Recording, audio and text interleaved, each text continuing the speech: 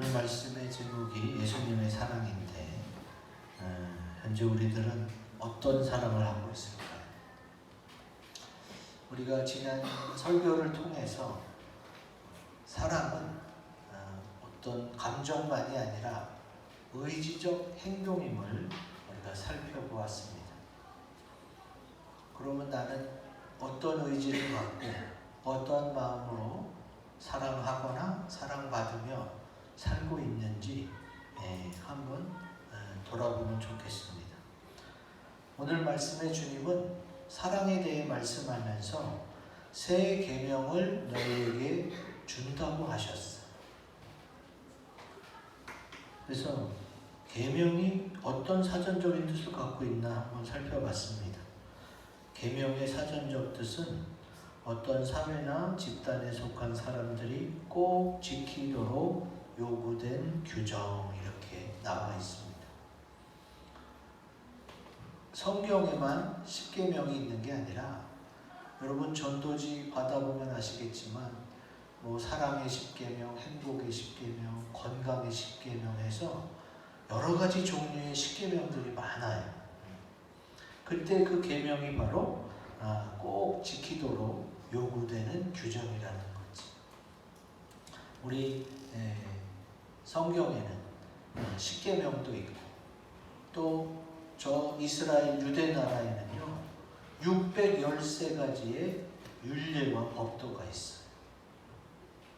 그렇게 많은 것을 이제 10계명으로, 또 오늘 주님이 한 가지 서로 사랑하라는 새 계명으로 말씀하고 계십니다.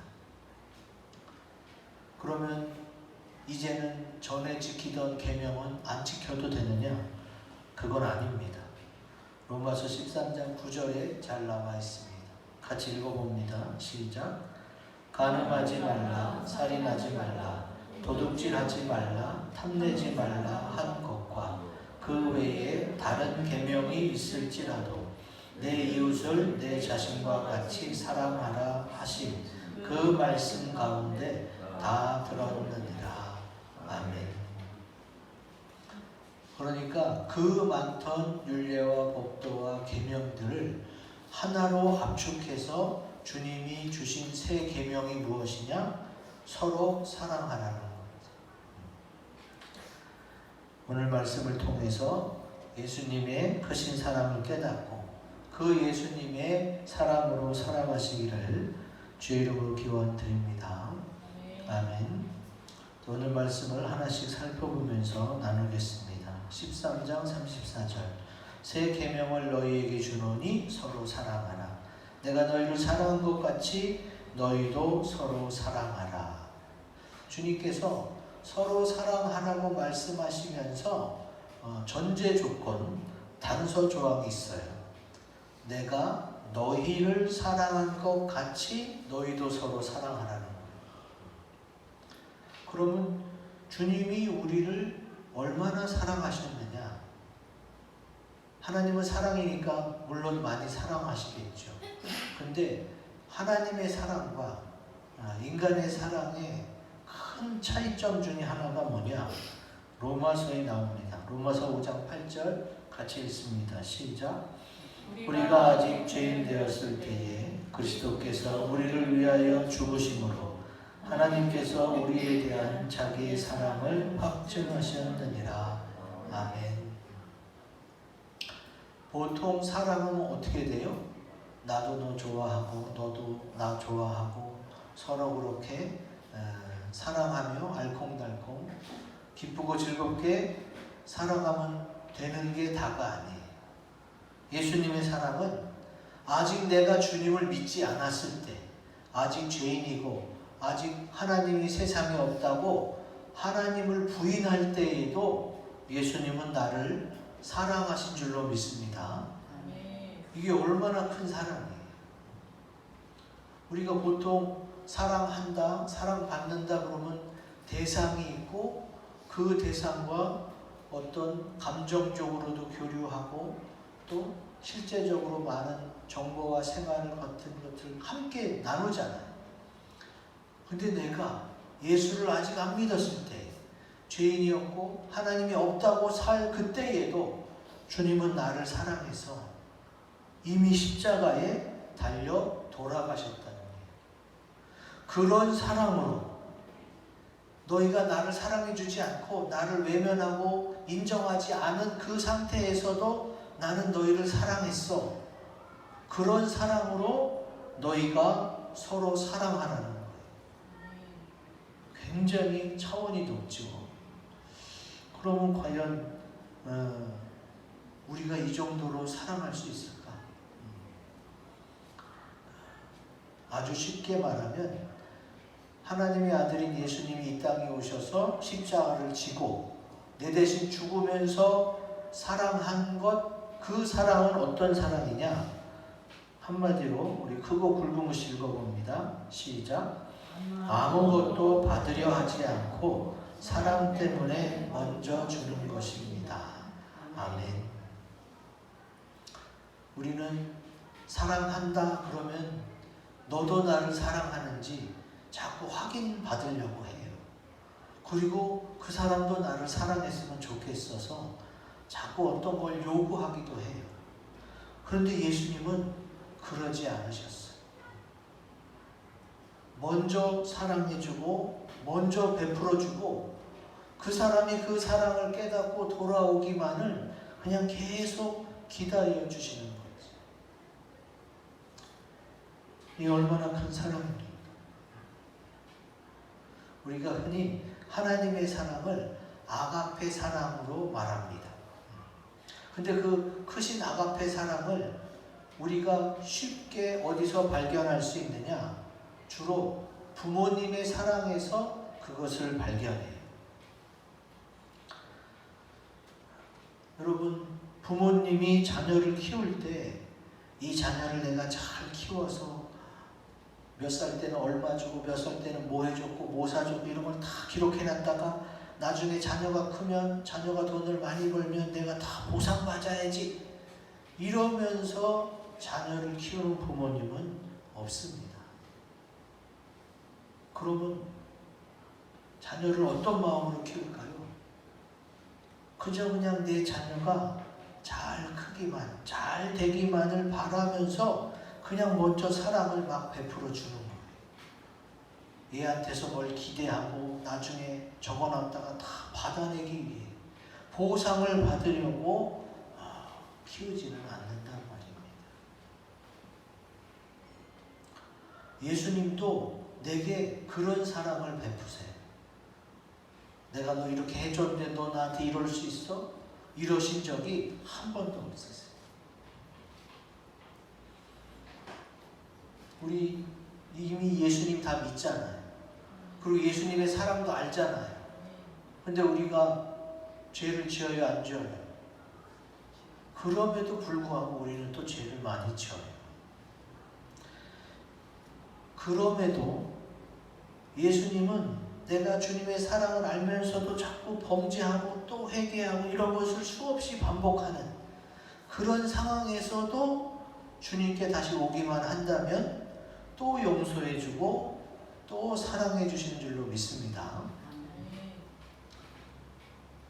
좀 전에 보여드린 동영상에서처럼 인간은 사랑의 대상이에요. 어떤 내가 무엇을 약속하고 그 약속한 것을 받아내고 신뢰를 구축해서 뭐 거래를 하고 또 사업을 할 때는 그런 신뢰 관계가 중요하기도 하지만 그런데 이 세상에서 이루어지는 많은 관계는요, 하나님이 우리를 사랑하시는 것처럼 그렇게 완벽하지는 못해요. 그러다 보니까 상처를 받게 되고 사람이 좋고 인간관계에서 치유도 경험하고 기쁨도 경험하지만 그러나 그것을 목표로 삼으면 또 내가 실망하고 시리에 빠질 수 있기 때문에 이제는 그렇게 살지 않는다는 그런 동영상을 좀 전에 봤죠.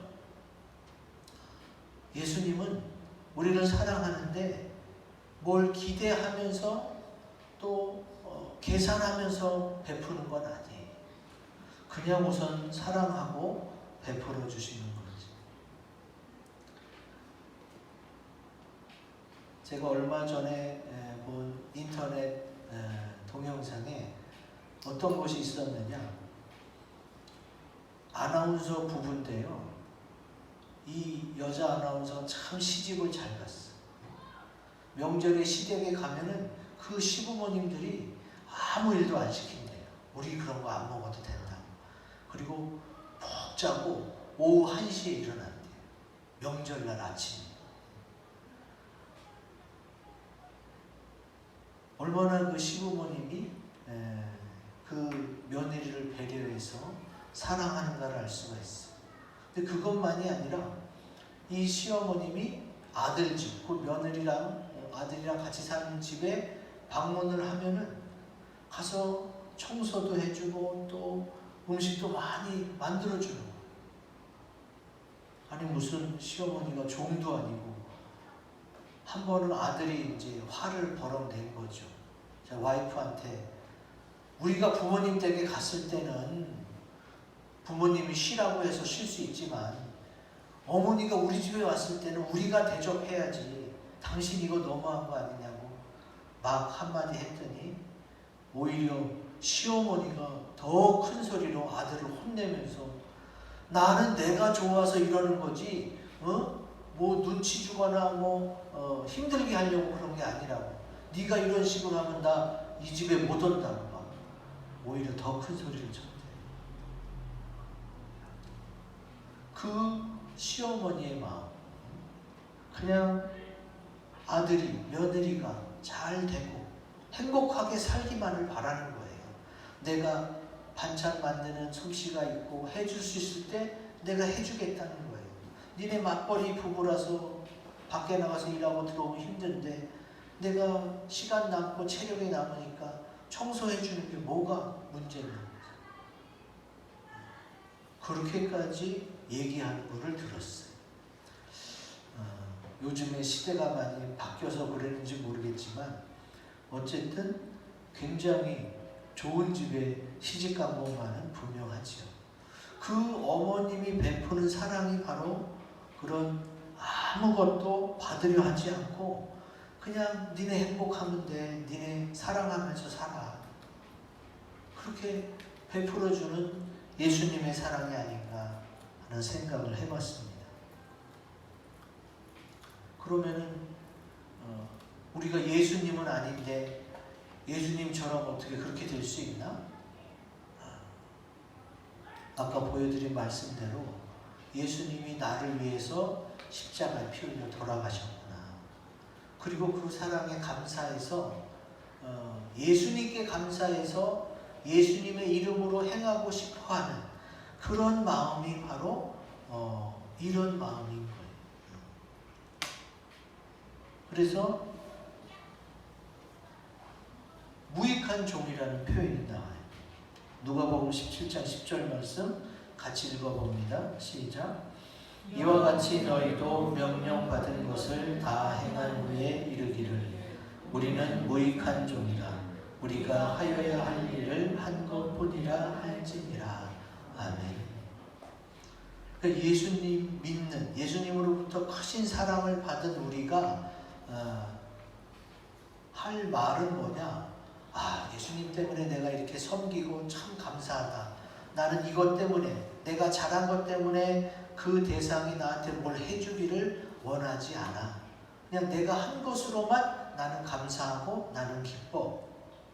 그래서 명령받은 것을 다 행한 후에 나는 하여야 할 일을 한 것뿐이라고 이렇게 주님께 감사하며 만족하며 살면 어떻게 해요? 그러면 그 사랑이 바로 내가 얼마만큼 해줬는데 너는 왜 나한테 안 해줘? 이렇게 계산하지 않는 사랑이라는 거지.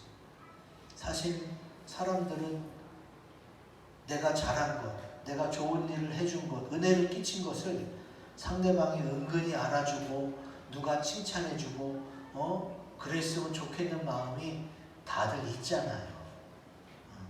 근데 그 마음이 있는 게 당연한데 근데 주님은 그것보다 더 높은 차원, 그런 마음이 있을지라도 하나님에게 받은 사랑이 더 크니까 내가 조금 잘한 것은 주님한테 비하면 아무것도 아니니까 오히려 주님이 내게 주셔서 하라고 한 일을 한 후에는 나는 그걸로서만으로 충분히 감사해.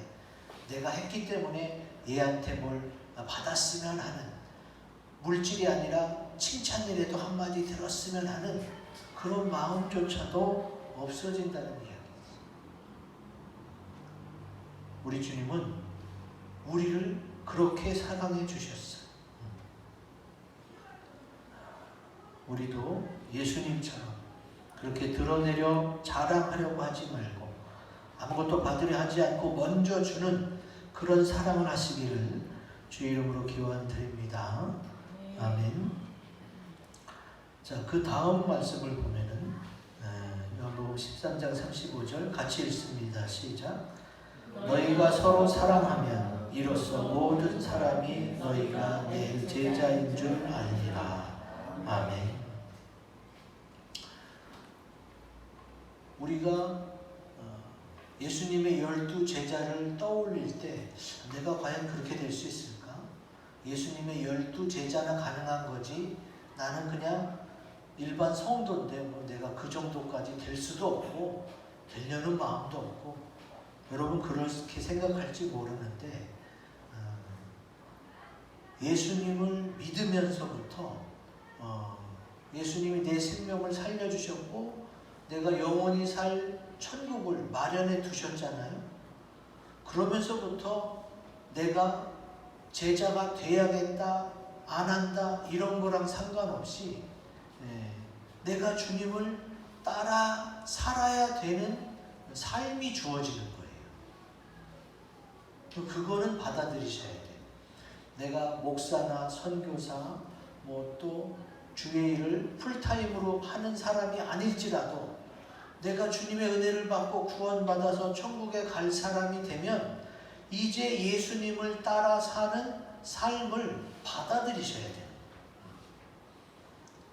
그걸 받아들이면 내가 제자냐 제자가 아니냐 나는 교회 직분을 맡았느냐 안 맡았느냐 이런 거랑 상관이 없어져요. 그냥 주님으로 인해 기뻐하기 때문에. 그리고 그 기쁨의 근거가 뭐예요? 서로 사랑하면요. 서로 사랑하면. 그러면 오늘 본문 말씀에 새 계명을 주신다고 하면서 서로 사랑하라는 말씀이 무려 3번이나 나옵니다. 3번. 여기에만 그렇게 나오는 게 아니라 요한일서에도 엄청나게 많이 나와요. 요한일서 3장 23절 같이 읽습니다. 시작. 그의 계명은 이것이니 곧 그 아들 예수 그리스도의 이름을 믿고 그가 우리에게 주신 계명대로 서로 사랑할 것이니라. 아멘. 또 다시 계명 이야기가 나오고 서로 사랑이 나와요. 그냥 한번 좋은 말을 한 게 아니라 주님은 새 계명으로 서로 사랑하는 말씀을 계명을 우리에게 실제로 주신 것이고 그렇게 되기를 바라세요. 그러면 서로 사랑하라는 예수님의 새 계명은 어떤 것을 말하느냐? 우리 크고 굵은 글씨 같이 읽습니다. 시작. 서로 사랑하는 것 곧 온전한 사랑입니다. 아멘. 아니 서로 사랑하는 거 이렇게 둘만 서로 눈 맞아서 알콩달콩 사랑하며 살면은 서로 사랑하는 거 아니냐 이렇게 생각할 수도 있는데 예수님이 말씀하시는 사랑은 둘만 좋아서 그렇게 알콩달콩 사는 걸 말하는 게 아니에요. 말씀을 찾아봅니다. 마태복음 5장 45절에서 48절 말씀 제가 읽어드릴게요. 이같이 한즉 하늘에 계신 너희 아버지 아들이 되리니 이는 하나님이 그 해를 악인과 선인에게 비추시며 비를 의로운 자와 불의한 자에게 내려주시니라. 너희가 너희를 사랑하는 자를 사랑하면 무슨 상이 있으리요? 세리도 이와 같이 아니하느냐. 그러므로 하늘에 계신 너희 아버지의 온전하신 것 같이 너희도 온전하라. 이렇게 말씀하고 계세요. 그러니까 온전한 사랑을 하라는 거예요. 그러면 여기 나온 사랑이 지금 현재 두 가지예요. 하나님 아버지는 그 해를, 햇빛을 악인과 선인에게 비춰주시고, 비를, 하늘에서 내리는 비를 의로운 자와 불의한 자에게 내려주십니다. 그러니까 하나님은 누구든지 모든 자를 사랑하신다는 거 하나, 그리고 또 46절에는 너희가 너희를 사랑하는 자를 사랑하면 무슨 상이 있으리요. 둘이 서로 사랑하는 것, 둘만 그냥 좋아 죽겠어서 서로 사랑하며 사는 것, 이렇게 두 가지 사랑이 나와요. 근데 하나님 아버지의 악인과 선인에게 베푸는 해 같은 사랑도, 또 둘이 서로가 사랑하는 사랑도, 그것을 포함한 더 큰 사랑이 바로 온전한 사랑이에요. 자, 그러면 온전하다 할 때에 사람에게서 온전히, 완전히 나올 수 있어요? 여러분, 세상에는, 사람에게는 100%는 없습니다. 온전하지 못해요. 그러니까 주님이 말씀하실 때 하나님 아버지, 하늘에 계신 너희 아버지의 온전하신 것 같이 너희도 온전하게 사랑하라 할 때에 이 사랑은 하나님으로부터 온 사랑이에요. 하나님으로부터 온 사랑이어야지 그 선인과 악인에게 모두에게 베푸는 사랑, 또 둘이 서로 사랑하는 그 사랑까지 다 포함할 수 있는 거예요. 그러면 서로 사랑하라고 할 때에 어떤 사랑을 말하는 거냐? 내가 예수님이 날 사랑해서 십자가에 피 흘려 내 대신 돌아가셨잖아요. 그 아무것도 받으려고 하지 않고 먼저 주는 그 사랑을 내가 깨닫고 내가 체험하고 그 사랑으로 사랑하는, 그리고 그 사랑도 그 예수님의 사랑으로 나를 사랑하는, 이게 주님이 말씀하신 서로 사랑하는 온전한 사랑이에요. 그냥 둘이 눈 맞아서 좋아하는 거 말고, 그냥 하나님이 선인과 악인에게 그냥 해를 다 베풀어 주시는, 누구에게나 다 허락하시는 그 사랑까지 포함한 그 사랑이 뭐냐? 내가 예수님의 사랑을 제대로 깨닫고 너도 제대로 깨닫고 제대로 깨달은 둘이 서로 사랑하는 이 사랑이 온전한 사랑이라. 그러면 어떻게 돼요?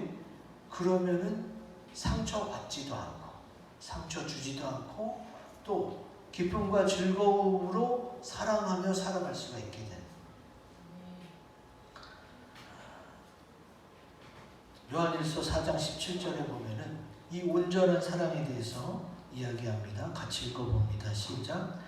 이로써 사랑이 우리에게 온전히 이루어진 것은 우리로 심판날에 담대함을 가지게 하려 함이니 주께서 그러하신 것 같이 우리도 이 세상에서 그러하니라. 아멘. 자, 주님이 말씀하시는 이 온전한 사랑에는 심판날에 담대함을 가진다 이렇게 돼 있어. 그러면 이게 어떤 이야기냐? 지금 현재 북한에서 예수를 믿는 사람들, 지하 교회에서 몰래 숨어서 예수 믿는 사람들은 발각되기만 하면 다 처형됩니다. 죽습니다. 대단한 믿음을 가지고 목숨을 걸고 신앙생활하는 거예요. 옛날에 북한에서 공사하다가 동굴이 발견된 거예요. 막 동굴이 연결되고 찾아보니까 사람들이 숨어서 예배드리는. 그래서 일가족이 발각돼서 그 일가족을 다 처형시키는 거예요. 그 처형시킬 때 그 공산당 간부가 니네 아들을 먼저 죽일 건데 네가 지금이라도 예수님을 부인하면 네 아들도 살리고 너도 살려주겠다. 그렇게 말합니다. 여러분, 공산당이 예수 믿는 사람을 죽일 때는 총알도 아까워서 탱크로 발끝에서부터 깔아서 죽입니다. 다 부러뜨리고 터뜨려서 죽여요. 그걸 직접 봐야 돼요. 내 자식이 그렇게 죽는 것을. 그 전에도 이 가족은 목숨을 걸고 예수를 믿었어요. 근데 막상 그 간부가 이렇게 얘기하니까 이 아버지가 흔들리는 거예요. 자, 예수님을 사랑하는 마음이 있고 아들을 사랑하는 육신적인 아버지의 사랑이 지금 부딪히고 갈등하고 있는 거예요. 내가 한 번만 부인하면 내 아들이 안 죽고 내 가족이 살 수 있는데 한번 그럴까? 이런 마음이 막 들려고 할 때에 옆에서 아내가 소리치는 거예요. 여보, 예수님을 바라보세요. 이제까지 우리가 뭘 보고 달려왔는데 이 마지막 순간에 여보, 뭘 선택하려고 그래요? 그리고 아들도, 그 어린 아들내미가 자기 동생에게 나 먼저 간다. 천국에서 만나자.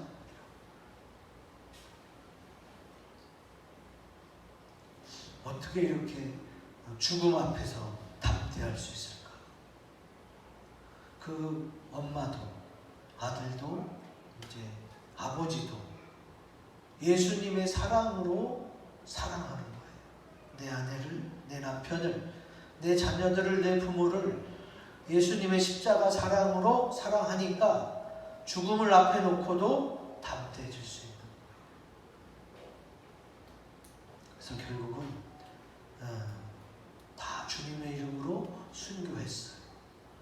그 가족이 천국에서 만난 줄로 믿습니다. 그게 바로 온전한 사랑이에요. 예수님 때문에 내가 아내도 남편도 자녀도 내 주변의 사람도 사랑할 수 있는 것. 그게 바로 온전한 사랑이에요. 지금 우리 한국 사회는 북한처럼 예수 믿으면 죽고 이런 건 아니잖아요. 그러다 보니까 이렇게 순교할 수 있는 또 담대한 신앙을 가지기가 어렵습니다. 그런데 불가능한 건 아니에요. 왜? 믿음으로 할 수 있으니까. 그래서 내 믿음을 위해서 내가 말씀을 묵상하고 기도하고 그 하나님의 사랑이 내 안에 풍성해지도록 기도하면 주님이 어떻게 해요? 담대함을 주시지. 그러면 우리가 주님 앞에 담대하고 내놓을 수 있는 게 뭐가 있을까요? 우리 육신이 연약해서 자주 넘어지는데 우리가 담대함을 가질 수 있는 것은 첫째, 주님이 나를 현재 사랑하고 있어요. 그리고 나도 주님을 사랑해서 계명을 지키려고 노력하는 것, 이거 하나 주님 앞에 내놓을 수 있는 것. 이런 주님의 크신 사랑으로 온전한 사랑을 하시기를 주의 이름으로 기원드립니다. 아멘. 자, 마지막 36절에서 38절에 보면 예수님이 주님을 따라가겠다는, 주님의 제자가 되어서 새 계명대로 서로 사랑하겠다고 그렇게 다짐하려는 베드로에게 내가 가는 곳에 지금은 따라올 수 없지만 후에는 따라올 것이다 라고 주님이 말씀해 주세요. 지금 베드로가 내가 죽을지언정 주를 부인하지 않겠나이다, 이런 담대함으로 나아가지만 지금 베드로는 결국 주님을 부인하게 되거든요. 근데 주님은 그것을 미리 알려줘요. 왜 베드로에게 네가 부인할 수밖에 없었음을 미리 알려주느냐? 예수님의 사랑이 거기서 나옵니다. 우리 크고 굵은 글씨 읽어봅니다. 시작. 스스로 돌이켜 따라오게 하는 사랑입니다. 아멘. 자, 예수님의 사랑의 특징은요, 그냥 이게 맞아. 엄마가 하라는 대로 해. 아빠가 하라는 대로 해. 선배가 내가 경험이 있으니까 내가 이렇게 해서 이게 좋았으니까 이대로만 해 라고 강요할 수 있어도 예수님의 사랑은 절대 강요하지 않아요. 스스로 돌이켜서 따라오게 하는 게 바로 예수님의 사랑 방법입니다. 예수님 말씀에도 나와요. 같이 읽어봅니다. 시작. 주 여호와의 말씀이니라. 죽을 자가 죽는 것도 내가 기뻐하지 아니하노니 너희는 스스로 돌이키고 살지니라. 아멘. 하나님보다 더 잘 알고 하나님보다 크고 능력 있는 분이 어디 있어요? 근데 그 하나님조차 나의 인생에 개입해서 이리라 저리라 하지 않아요. 그냥 사랑하고 믿어주면서 묵묵히 기다려줘요. 스스로 돌이켜서 주님 앞에 올 수 있도록. 그게 예수님의 사랑 방식이에요. 그래서 베드로가 베드로의 마음 자체는 자기는 절대 주와 죽을지언정 부인할 사람이 아니었거든요. 베드로의 생각은 그랬어요. 근데 정작 예수님이 잡혀가시고 또 고난 당하실 때에 베드로는 3번씩이나 부인했죠.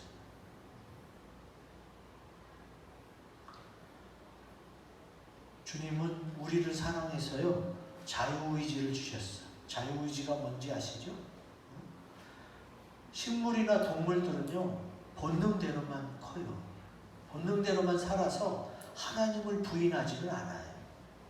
근데 우리에게는 자유의지를 줘서 하나님을 믿을 수도 있고 안 믿고 부인할 수도 있어요.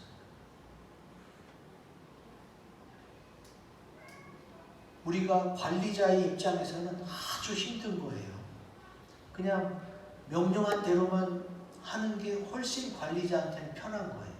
근데 자유의지를 줘서 얘가 뭘 선택할지 기다려봐야 아는 상태가 되면은 완전히 어디로 튈지 모르는 거라 아주 관리하기 힘들어요. 그렇게 관리하기 힘든데도 하나님은 왜 인간에게 자유의지를 줬을까요? 그가 스스로 하나님의 사랑을 깨닫고 하나님 감사해요. 하나님 사랑해요. 나 하나님 너무 좋아서 하나님 뜻대로 살래요 하고 스스로 주님 앞에 나오기를 주님이 원하시는 거예요. 이게 하나님의 사랑 방법. 그래서 예수님은 베드로가 스스로 돌이킬 수 있도록 미리 알려주시고 기다려주고 계신 거예요. 주님은 현재 우리에게도 그러신 줄로 믿습니다. 탕자의 비유도 거기에서 알 수 있어요. 누가복음 15장에 보면 탕자의 비유가 나오는데 17절 20절 같이 읽어봅니다. 시작. 이에 스스로 돌이켜 이르되 내 아버지에게는 양식이 풍족한 품꾼이 얼마나 많은가. 나는 여기서 줄여 죽는구나. 이에 일어나서 아버지께로 돌아가니라. 아직도 거리가 먼데 아버지가 그를 보고 측은히 여겨 달려가 목을 안고 입을 맞추니. 아멘. 아버지는요 둘째가 막 재산을 나눠달라고 할 때에 벌써 많은 돈을 허비하고 그러겠구나 하는 것을 예감했어요. 근데 아무 얘기도 안 하고 그냥 나눠줍니다. 아니나 다를까 이 둘째는 나름대로 사업하겠다고 했지만 허랑방탕하게 다 날려버리고 돼지가 먹는 쥐염 열매로 배를 채우려고 하다가 이게 뭐냐 도대체. 내 아버지 집에는 품꾼들도 배부르게 먹는데 내가 여기서 이러느니 차라리 아버지 집에 품꾼으로 살아야겠다. 그리고 깨닫고는 스스로 돌이킵니다. 그리고 아버지 집에 올 때 아버지는 품꾼으로 받아주는 게 아니라 인장반지를 빼주고 또 살찐 소를 잡고 잔치를 벌이면서 내 아들이 살아서 돌아왔다 그러면서 사랑으로 받아주시지. 탕자의 비유에서도 알 수도 있고, 또 베드로가 그렇게 3번을 부인하고 나서야 내가 이렇게 믿음을 유지하는 것은 아니구나 라는 것을 깨달을 수 있도록, 스스로 돌이킬 수 있도록 주님이 어떻게 해요? 그렇게 인도해 주세요. 그게 예수님의 사랑 방식이에요. 오늘 말씀을 통해 예수님의 사랑이 어떤 사랑인지를 깨달았으니까 이제 예수님의 사랑으로 사랑해서 열매 맺으시기를 주 이름으로 기원드립니다. 아멘. 오늘 말씀을 가지고 우리 다짐해서 기도하는 시간을 갖겠습니다.